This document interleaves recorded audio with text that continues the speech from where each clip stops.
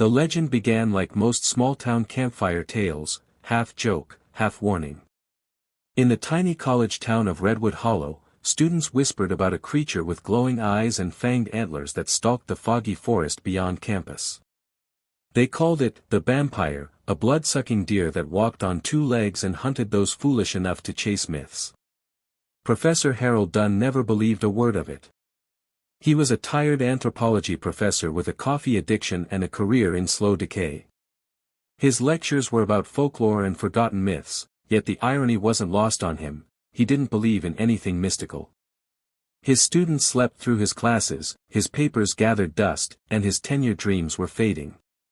Until one day, an idea struck him, a ridiculous, career-saving idea. What if he proved that folklore could be traced to real biological anomalies?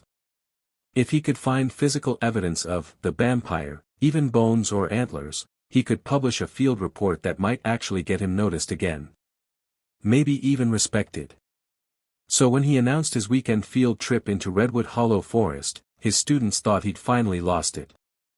"Wait, wait, wait," said Tyler, the class clown who wore flannel ironically. "We're hunting a vampire deer." "It's called ethnographic fieldwork," Professor Dunn said dryly, shoving maps into his bag. "You can stay behind if you'd rather fail your project." That shut them up quickly. By Friday afternoon, 5 students piled into the university's old van with him: Tyler, Mia, the skeptic, Jess, the true crime podcaster, Marcus, the survival nut, and Evan, the quiet one who drew creepy sketches of animals with human faces. The forest waited like an open mouth. As they drove deeper in, the trees pressed close to the dirt road, their branches clawing at the van's roof. The sunlight thinned. The GPS lost signal. The deeper they went, the quieter everything became.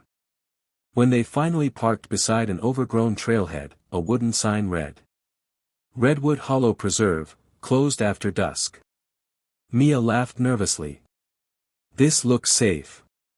Totally normal." "Urban legends always start in places like this," Jess said, recording on her handheld camcorder. "If we get murdered, this'll make a killer podcast." Professor Dunn rolled his eyes. "We're here for academic observation, not ghost stories. Stay close, take notes, and don't wander off." They hiked until evening, collecting soil samples and photographing animal tracks. For hours, there was nothing but the sound of boots crunching leaves and birds fluttering away. It was almost disappointing. Then, as the sun sank, the forest changed. The air grew still. The wind died. Even the birds went silent. Marcus, scanning the ground for prints, froze. Professor. You might want to see this." He pointed to a muddy patch where something had stepped, a large, cloven hoof, but with a second imprint beside it that looked disturbingly human. 5 long toes, pressed deep into the soil, next to the hoofprint. "Probably 2 different animals," Dunn muttered, though his voice wavered. "Sure," Mia said. "Because deer totally wear size 11 shoes." Tyler snorted. "Maybe it's Bigfoot's deer cousin." But Evan wasn't laughing. He was sketching the tracks quickly, his pencil scratching fast and hard against the page. When Dunn leaned over to look, he felt a chill. The drawing was of something standing upright, a tall, skeletal creature with a deer skull for a face and fangs jutting from its jaw. "What are you drawing that for?" Dunn asked. Evan didn't answer. He was staring into the trees. "Guys," he whispered. "Something's watching us." They all turned. At first, there was nothing, just shadows between trunks. Then a shape moved.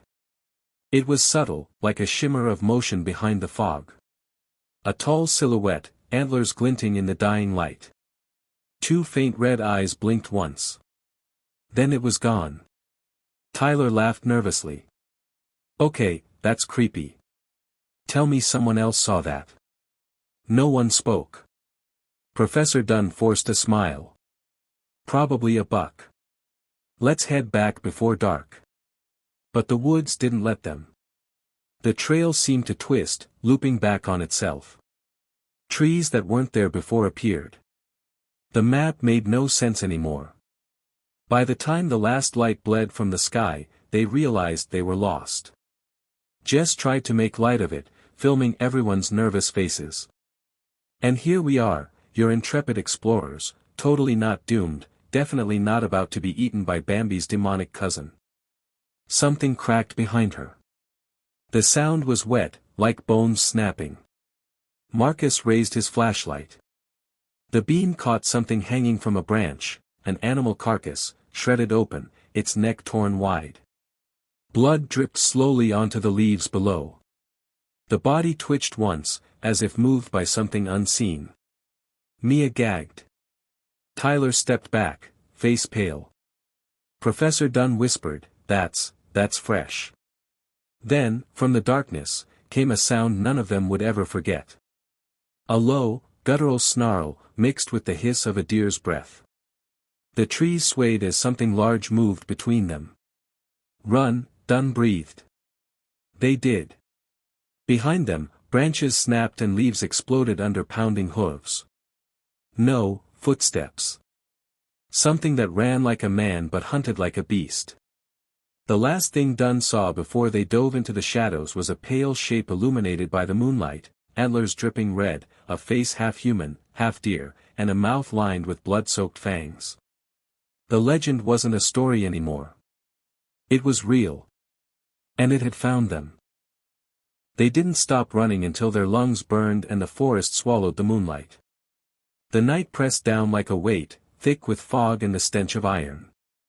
Professor Dunn leaned against a tree, clutching his knees. Everyone, here, he gasped. Mia coughed. All of us, except, wait, where's Tyler? The group froze. Jess's flashlight beam darted across the trees, slicing through mist and branches.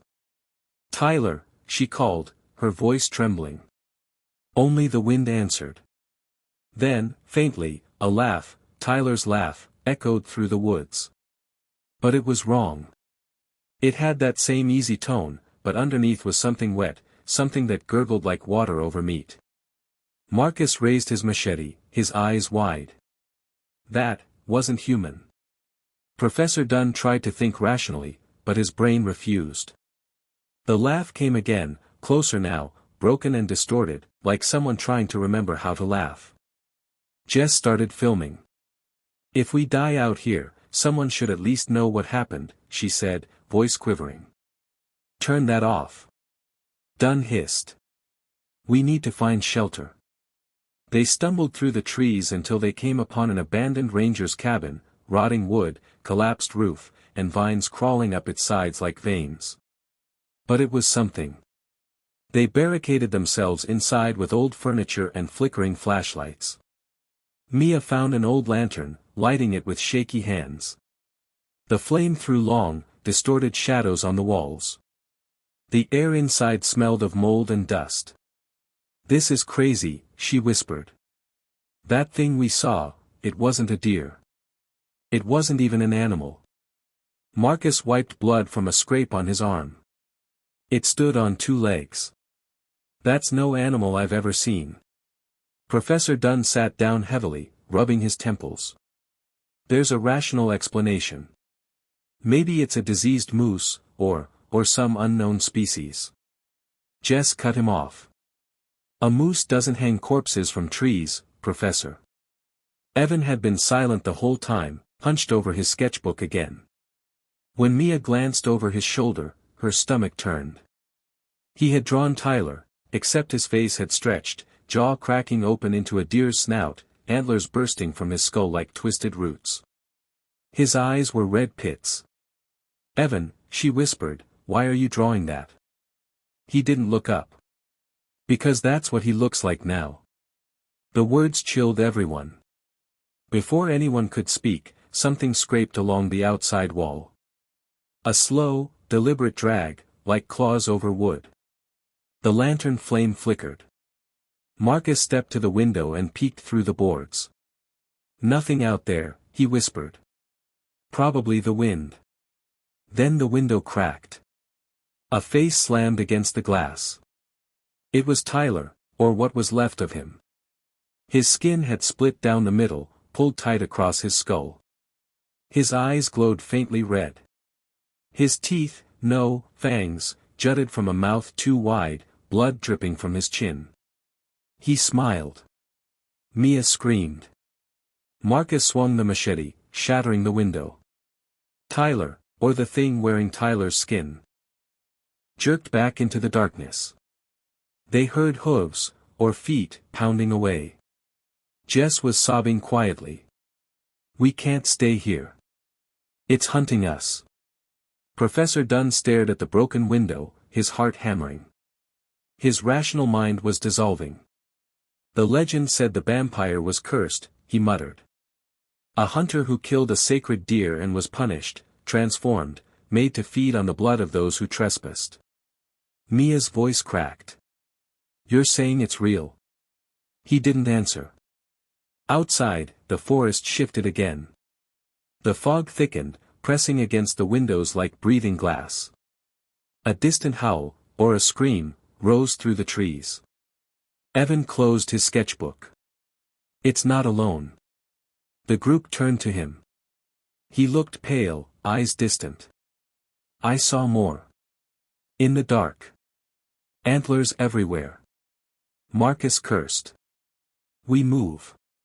Now. Before it circles back." They tore down their barricade and stepped into the night. The fog was thicker now, the forest almost unrecognizable. Their flashlights barely cut through it. The air was colder, each breath visible, each sound amplified. Something moved parallel to them, soft footfalls keeping pace. When they stopped, it stopped. When they moved, it followed. Mia whispered, "It's stalking us." Professor Dunn gripped her arm. "Keep walking. Don't look back." But Jess did. Her scream tore through the fog. She dropped the camera as something dragged her backward into the darkness, fast, violent. Her scream ended abruptly, replaced by a wet crunch. Marcus ran after her, hacking through the brush, but there was no trace. Only blood misting the leaves. They didn't speak again. The woods had gone silent once more, except for the faint echo of hooves, no, footsteps, following just out of sight. When they finally stumbled into a small clearing, the moon broke through the clouds for a moment, spilling silver light across the grass. At the center of the clearing stood a dead deer carcass, mounted upright on a tree stump like a grotesque totem. Its ribs had been carved open. Its skull split down the middle, revealing something black and pulsing inside, a heart, still beating. Professor Dunn stared in horror. "It's marking territory," he whispered. Evan stepped closer, entranced. "No," he murmured. "It's breeding." And from the shadows beyond the clearing, they saw them. Eyes glowing red, bodies half human, half stag, crawling out from the fog one by one. Not one Bampire. A pack. The woods didn't forget, and they didn't forgive. The clearing pulsed with a heartbeat that didn't belong to the living. The air trembled as the pack of creatures emerged from the fog, half human, half deer, all wrong. Their bodies were stretched and twisted, skin torn where antlers broke through skulls, mouths splitting into fanged maws that dripped with black blood. Mia couldn't breathe. Her brain refused to accept what her eyes were seeing. This isn't real," she whispered, but even as she said it, one of the creatures tilted its head, eyes burning a dull crimson, as if offended by her disbelief. Professor Dunn slowly stepped backward, clutching the lantern. "Don't move," he whispered. "Predators react to motion." Marcus muttered under his breath, "These things aren't predators, they're nightmares." The creatures circled them, moving in eerie silence. The sound of their hooves and feet blended into a rhythmic crunch against the forest floor. One creature stepped forward, and Mia saw that it wore scraps of what used to be human clothing, tatters of Tyler's flannel shirt, soaked and darkened with blood. Jess's camera lay crushed in its clawed hand. Then, a shrill cry split the night, a sound like a deer's call, but reversed, distorted, dragged through a throat that wasn't built for language. The pack answered in unison, a chorus of unholy mimicry that made every hair on their bodies stand on end. Evan clutched his sketchbook to his chest. "It's calling," he said softly. "Something's coming."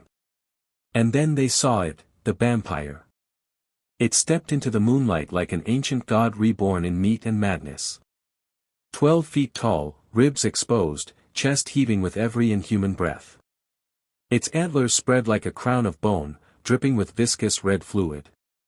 Its face was both man and stag, its eyes intelligent, aware, hateful. The creatures bowed their heads as it approached, as if in worship. Professor Dunn's mind snapped between terror and awe. "It's the Alpha," he whispered. "The origin. The first." The Bampire sniffed the air, nostrils flaring. It turned its head toward the humans and let out a low rumble that vibrated in their bones. Marcus gripped his machete tighter. "We need to go. Now." They began inching backward, step by step, but the moment Marcus turned, one of the smaller creatures lunged. It tackled him to the ground, snapping its teeth inches from his face. He shouted and swung the blade wildly, slicing through the thing's neck. It shrieked, a high-pitched, animal cry, and fell still. The rest of the pack screamed in response. "Run!" Professor Dunn yelled. They bolted through the woods, branches tearing their clothes, fog clawing at their faces. The sound of pursuit was instant, multiple sets of hooves, snapping twigs, ragged breathing. Mia tripped, catching herself on a root. She looked back just long enough to see Marcus still swinging his machete, surrounded. Then one creature leapt onto him, antlers piercing his chest like spears. His scream was cut short. "Marcus!" she cried. But Dunn grabbed her hand and yanked her forward. "Don't look back. He's gone." They didn't stop running until the trees broke into a wide glade under a full, blood-red moon. The color wasn't natural, it bled through the fog like diluted wine, turning everything crimson. Evan dropped to his knees, panting, eyes wild. "We can't outrun them," he said. "We're in their territory now. The red moon, this is their feeding ground." Professor Dunn looked around, realization dawning. The markings on the trees, clawed symbols, painted in blood, weren't random. They formed circles, spirals, patterns older than any known writing. "This isn't a hunt," he murmured. "It's a ritual." Before he could say more, a guttural noise rolled through the woods. The Bampire stepped into the clearing, towering, majestic, grotesque. Its followers fanned out, encircling the humans like priests at a sacrificial rite. Mia backed away, shaking her head. "No, no, please." The Bampire tilted its skull, studying her like prey. Then, slowly, it crouched. From its chest cavity, it pulled something, a twisted rib, sharpened like a knife, and held it out as if offering it. Professor Dunn's academic curiosity overwhelmed his fear. "It's intelligent," he whispered. "It's communicating." Evan's voice was low, trembling. "It's choosing." And then, with a speed that defied its size, the creature slashed the rib across Evan's chest. Blood splattered the ground. Evan fell, screaming. The Bampire dipped its antlers toward the blood, licking it. The pack followed, their tongues long and black. Mia dragged Evan backward, but his skin was already blistering, dark veins spreading from the wound. He convulsed, eyes rolling back, jaw cracking open as antlers began pushing through the flesh of his forehead. "Oh God," Mia sobbed, he's turning. Evan's scream became a roar. His hands clawed at the ground, bones snapping, teeth lengthening. Within seconds, the boy was gone, replaced by a new creature that stood on shaking legs, eyes burning with newborn hunger. The pack cheered, a sound that was both laughter and wailing. Professor Dunn stared, frozen. "It's infectious," he whispered. "A viral curse, passed through blood. Mia yanked him away as the new creature turned toward them. Then let's not stick around to study it. They ran again, slipping through the crimson fog, the sound of feeding echoing behind them, wet, rhythmic tearing. When they finally reached the edge of a small ravine, the moon vanished behind clouds. Silence fell again. Dunn collapsed against a rock, trembling. We can't go back to town. Not like this. If even one of those things follows us. Mia stared at her hands, smeared with Evan's blood. Her voice was hollow. It already has. A sound came from the tree lean, slow, deliberate breathing. And then, just beyond the fog, two glowing eyes opened. The Bampire hadn't stayed to feed. It was still following them. The forest had stopped pretending to be a place of life. It breathed like a living thing now, low, rhythmic, pulsing through the fog with every beat of the red moon above. The night air carried the metallic tang of blood, and the distant cries of the pack echoed like laughter through hollow trees. Professor Dunn and Mia crouched behind a fallen log at the edge of the ravine, their lungs ragged, eyes wide. Every sound, the crunch of leaves, the creak of branches, felt like a scream waiting to happen. "Do you think it saw us?" Mia whispered. Dunn didn't answer. His trembling hand gripped the lantern so tightly it shook, the flame flickering over his sweat-slick face. The Bampire's presence was still near, he could feel it. The air itself vibrated with something ancient, something wrong. "We can't stay here," Mia said finally. "We need to move. Find a road, a signal, something." Dunn nodded, but his thoughts were unraveling. He had dedicated his life to studying legends, to analyzing them, dismissing them as metaphors for primitive fear. Now he was living inside one, and the legend didn't care about logic or reason. It only cared about hunger. They climbed down into the ravine, moving carefully through thick mud and roots that reached like veins. The deeper they went, the colder it became, the trees above them twisting together, blocking out what little moonlight remained. Then they heard it, footsteps. Not the clumsy stomp of something chasing them, but slow, deliberate steps. Each one heavier than the last, echoing through the canyon walls. "It's tracking us," Mia breathed. Dunn shook his head, whispering to himself, "No, no, it's studying us. Learning." The professor's voice was distant now, fraying around the edges. He was trying to understand it, to rationalize the nightmare. A rustling sound came from behind them. Mia swung her flashlight, and the beam caught a face. It wasn't the Bampire. It was Jess. Or what had been Jess. Her skin was gray, pulled tight against her skull. Her mouth was torn wider, lips cracked and blackened. Her eyes glowed a dull red. When she opened her mouth to speak, a thick gurgle of blood spilled out. "Professor," she rasped. Dunn stumbled backward. "Oh God, Jess." She took a step forward, bones snapping audibly as she tried to stand upright.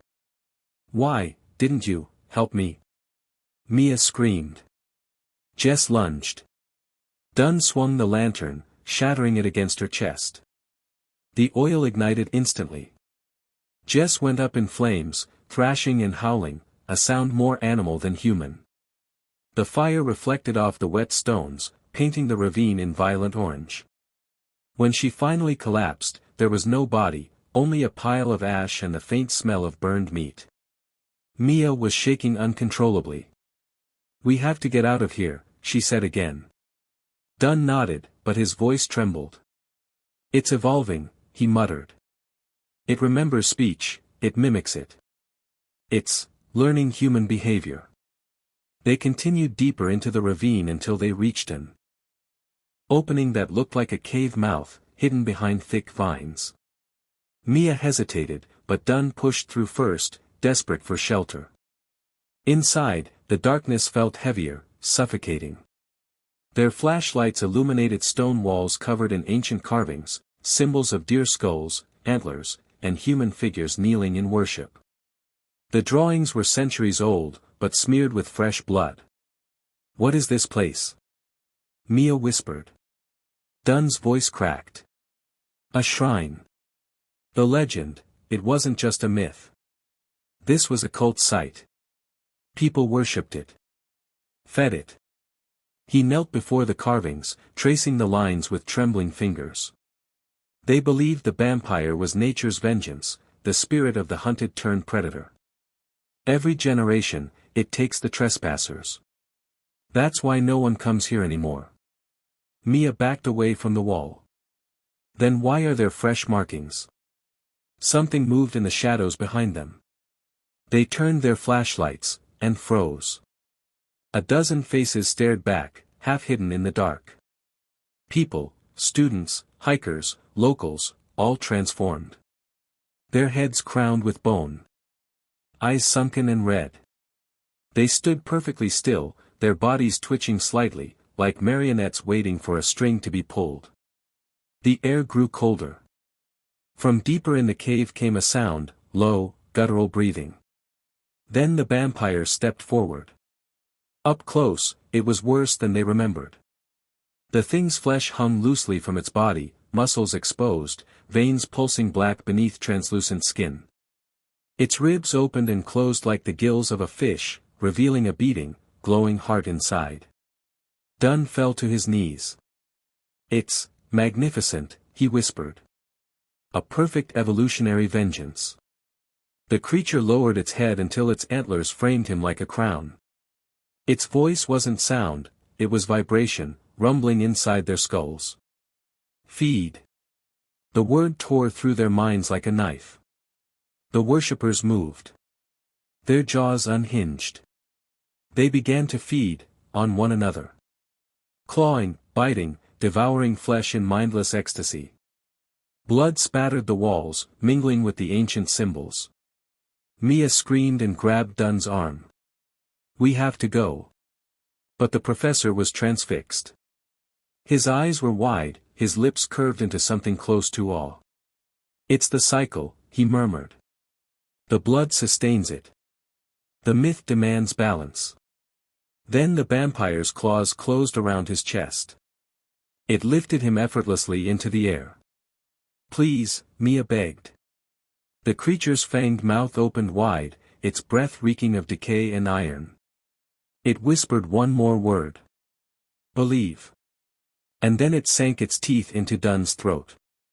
Blood rained onto the cave floor. The professor didn't scream. His eyes rolled back in peaceful surrender, as if understanding at last. Mia ran. She didn't look back, not when she heard the crunch of bone, not when the worshippers turned their glowing eyes toward her. She stumbled out of the cave, soaked in mud and blood, the night still alive with the feeding frenzy behind her. She collapsed on the forest floor beneath the red moon, gasping for air. For the first time, she was completely alone. Or so she thought. Somewhere in the distance, a familiar voice called her name, soft, calm, gentle. "Mia." It was Professor Dunn's voice. But it was coming from above her. She looked up, and saw two red eyes staring down through the fog. The voice came again, calm and familiar, floating through the mist. "Mia. Don't be afraid." Her pulse stopped. Professor Dunn's voice, impossible, hollow, wrong, echoed through the trees as if the forest itself was repeating it. She pressed her hand to her mouth, trembling, afraid that even her breathing might draw it closer. "Mia." The sound grew softer, closer, almost soothing. Then came the smell, sweet rot, metallic and warm, the scent of blood mixed with damp soil. The fog in front of her shifted, and something stepped out. It wore the professor's body like clothing. His face was pale and stretched, eyes black and gleaming. His mouth hung open slightly, the corners split too wide. A pair of antlers jutted from his skull, veins pulsing beneath the skin as though freshly grown. His chest was bare, his ribs opened like petals, revealing a pulsing, glowing heart that wasn't human. "Professor," Mia whispered, backing away. He smiled, or tried to. You ran, he said softly. You shouldn't have run. You were chosen. Her breath caught in her throat. What did it do to you? He tilted his head, the motion twitchy, almost curious. It showed me truth. The Bampire doesn't destroy, it rebirths. We hunted, and now we are the hunted. It's the balance of nature, made flesh. Mia shook her head. You're not him. I am more than him. He moved closer, the sound of bone scraping bone beneath his skin. Each step left faint, bloodied hoofprints. You saw it too, didn't you? The beauty of it. The forest isn't dying, it's evolving. It's awake. Behind him, the fog rippled, and from it rose roots. Thick, blackened roots pulsing with blood, twisting through the soil like serpents. They coiled around the trees, splitting bark and seeping crimson sap. The forest was alive. And it was feeding. Mia stumbled back, falling to her knees.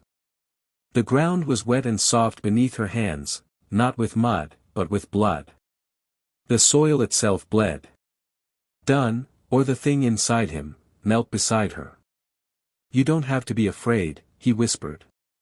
The Bampire only punishes those who deny its gift. But if you accept it. He reached out, his fingers sharp and bony. You can join us.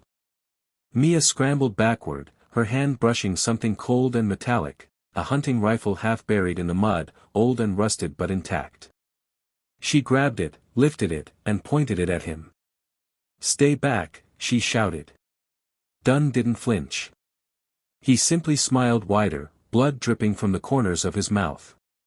You can't kill what's already part of you. Mia fired.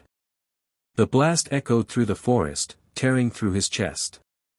Dunn fell backward, collapsing into the roots. For a second, silence. Then the forest screamed. The sound came from everywhere, through the ground, through the trees, through her own bones. The roots pulsed violently, wrapping around Dunn's body, dragging him into the soil. His eyes rolled back, his limbs twitching. The earth swallowed him whole. And from that hole, something began to grow. A single, massive root broke through the dirt, splitting open like a vein. Inside it was something alive, something moving. She backed away as the root burst, spilling thick red liquid. Out of it crawled a shape, thin, twisted, with antlers too large for its body. It had Dunn's face, but its body was skeletal, fused with bark and bone. Mia, it whispered. Don't fight it. It's inside you too. She screamed and ran, crashing through the undergrowth, not caring where she went. The trees leaned in as if watching her, their branches snapping open like jaws. Every step seemed to sink deeper into the pulsing, wet ground. She reached a clearing, the same one from before, but now it had changed. The deer totem at its center was gone, replaced by a massive, gnarled root structure shaped like an altar. Human faces were embedded in it, half-formed and still alive, their mouths silently screaming beneath the bark. And standing before it was the Bampire. It was feeding, holding one of its own in its claws, draining it dry through its antlers. When it saw her, it dropped the corpse and straightened. The forest hushed. Mia lifted the rifle again, but her hands shook. The creature looked at her, not as prey this time, but with curiosity. Its eyes flickered, reflecting not hunger but awareness. You, she whispered. You're not just an animal, are you? It took a slow step forward. Then another. Her body froze, not from fear, but from the strange, magnetic pull radiating from it. Her heartbeat synced with the slow rhythm of its breathing. She felt it echo inside her skull. The creature tilted its head, studying her. Then it reached out a claw and touched her chest, right over her heart. Instantly, she felt it, something slithering beneath her skin. Her veins burned, her vision blurred. Her heart raced too fast, too strong, like something else was trying to beat inside her. No, she gasped, clutching her chest. Get it out, get it out. The vampire's fanged mouth twitched in what almost looked like a smile. Behind her, roots burst from the ground, wrapping around her legs, her waist, her arms. She screamed, trying to break free, but they only tightened, pulsing with heat. The creature leaned close, its breath cold and sweet. Its voice was inside her head, vibrating through her bones. Awaken, child of blood. And then it was gone. The roots released her. She collapsed to the ground, gasping. Her heartbeat was no longer her own, it was heavier, slower, deeper. When she touched her neck, her fingers came away bloody. Her reflection in the puddle beside her shimmered, and for a moment, she saw it, her eyes glowing faint red, and the faint outline of antlers forming beneath her skin. She stumbled away, sobbing, clutching her chest as the woods whispered all around her. Everywhere she turned, she could hear it now. The forest wasn't just alive. It was awake. And inside her. So was something else. The forest whispered her name. Every time the wind passed through the trees, it sounded like Mia, drawn out and mournful, as though the woods themselves were learning her language. Her pulse was wrong now, too heavy, too slow, and when she pressed her fingers to her wrist, she could feel it throb not just beneath her skin but through the soil beneath her. It was inside her. She'd been walking for hours, though the sun never rose. The forest refused to end, looping endlessly. The fog grew thicker with every step until she could barely see her own hands. Her reflection in every puddle showed the same thing, her eyes were turning redder, veins dark as ink spreading like roots beneath her skin. The vampire hadn't killed her. It had marked her. And now the woods wouldn't let her go.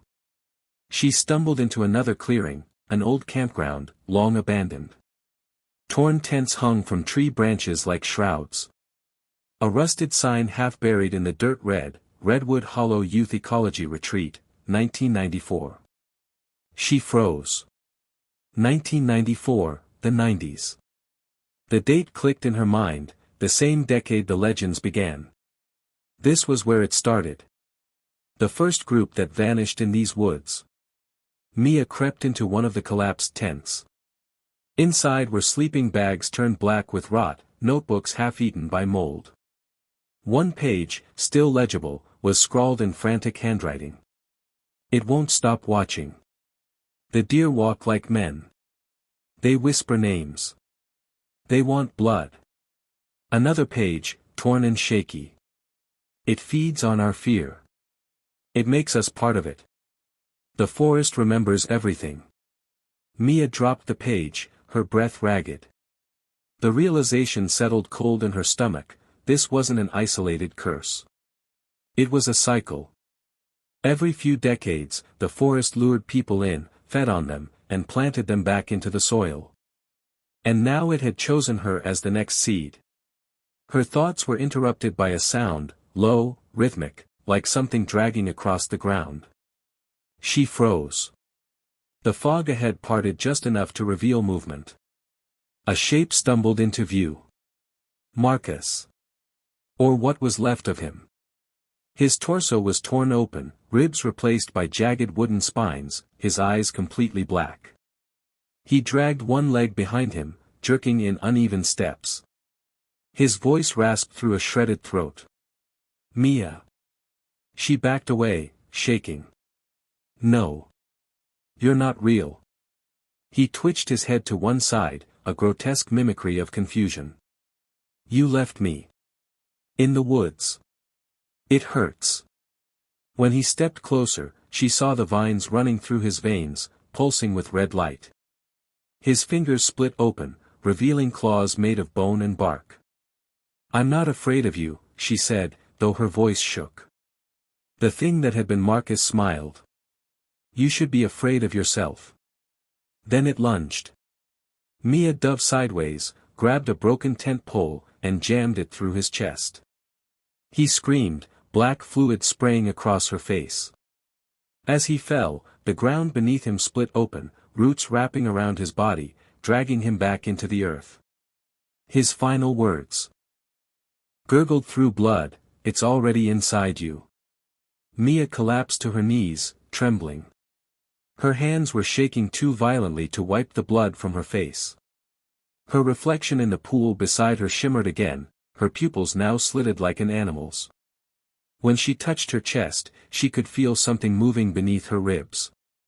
Then she heard it again, Professor Dunn's voice, from everywhere and nowhere. Lesson 1, the myth is never a story. It's a memory. She spun around. No one there. Lesson 2, the voice continued, soft, steady, clinical, belief gives life. And you, my dear student, believed. The trees creaked. From their bark, faces began to emerge, distorted, screaming faces, their mouths opening and closing silently. They looked human, but their eyes were deer-like, glassy and empty. She ran. Branches clawed at her clothes, tearing through her jacket, scraping her skin. Every cut burned like fire, veins spreading black under her flesh. She tripped over something hard, an old, broken sign, half buried in the soil. The letters barely legible. University Research Site, property of Redwood Hollow College. Her stomach dropped. The legend hadn't just been found by her professor. It had been made by him. Decades ago. He had started this. And the forest had never let him leave. Before she could process it, the ground beneath her trembled. Roots erupted upward, wrapping around her ankles, her wrists, dragging her down into the soil. She screamed, clawing at the ground, but the dirt filled her mouth, choking her. The forest was swallowing her alive. Then everything went black. When she opened her eyes, she wasn't underground. She was back in the lecture hall. The chalkboard behind the professor read, Myths and Cultural Memory. Students were taking notes. Everything was normal, until she looked closer. Their eyes. Every student's eyes glowed faint red. Their veins pulsed black. And at the front of the class stood Professor Dunn. Whole again. Smiling.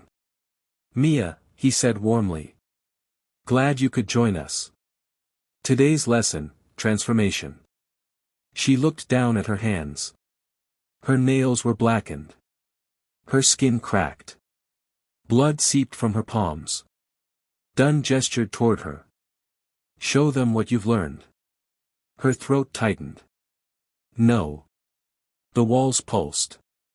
The ceiling melted into branches. The floor cracked into roots. The students' faces stretched, eyes darkening, mouths opening wide in silent worship. Lesson 3, Dunn said, his voice booming now, distorted, layered with many others. Every myth needs a vessel. Mia screamed. But the sound came out as a roar. Her vision went red. Her body convulsed. She felt the antlers break through her skull, her bones realigning, her lungs expanding as something ancient and hungry took over. The students applauded as she changed, blood dripping from the corners of her mouth. Dunn smiled, his teeth now sharp. Congratulations, Mia. You've passed survival class. The forest roared its approval.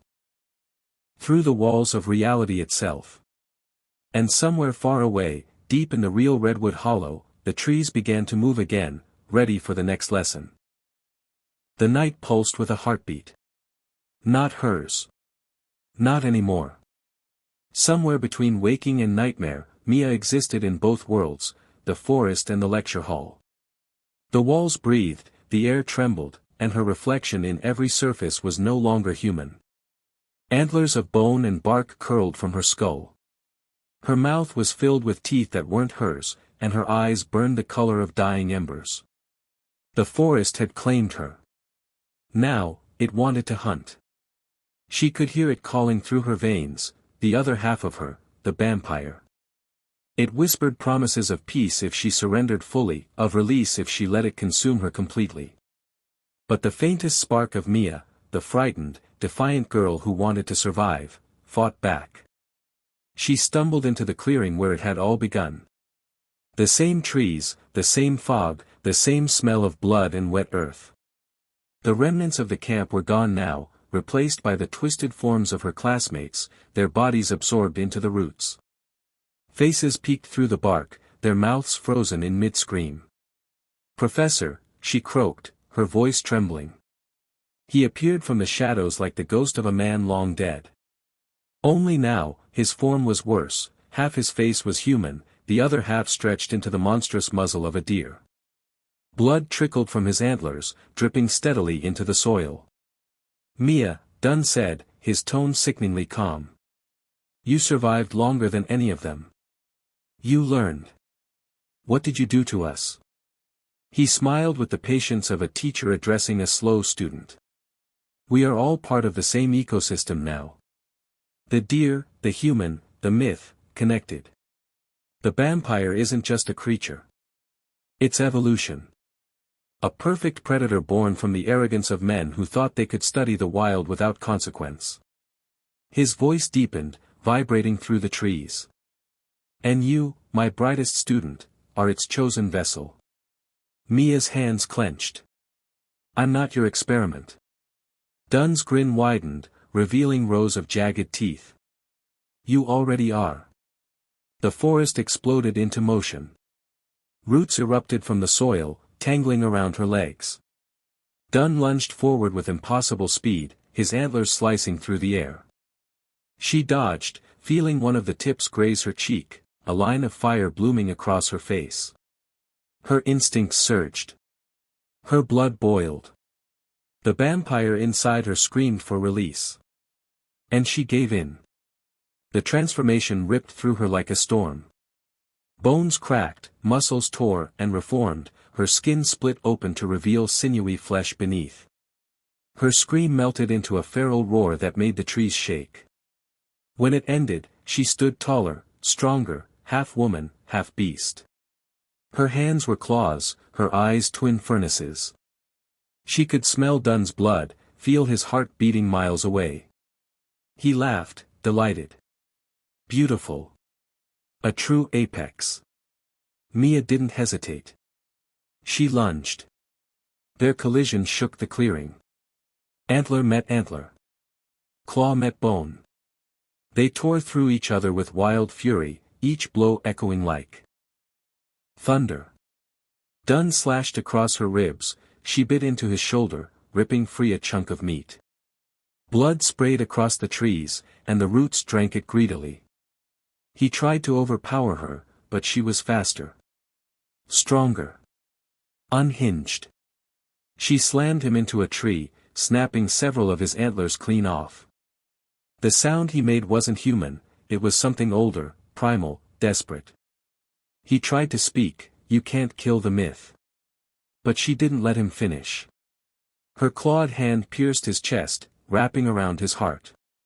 His eyes went wide. "You'll become me." She tore it out and crushed it in her fist. The forest went silent. For a moment, everything stilled. The fog stopped moving. The trees ceased their whispering. The moonlight flickered faintly, as though holding its breath. Then the roots beneath her feet began to writhe. Dunn's body disintegrated into ash, scattering into the soil. But the ground kept pulsing, glowing red from beneath. The myth wasn't dying. It was transferring. Mia looked down at her hands, her skin splitting apart, black veins crawling up her arms, fire searing through her chest.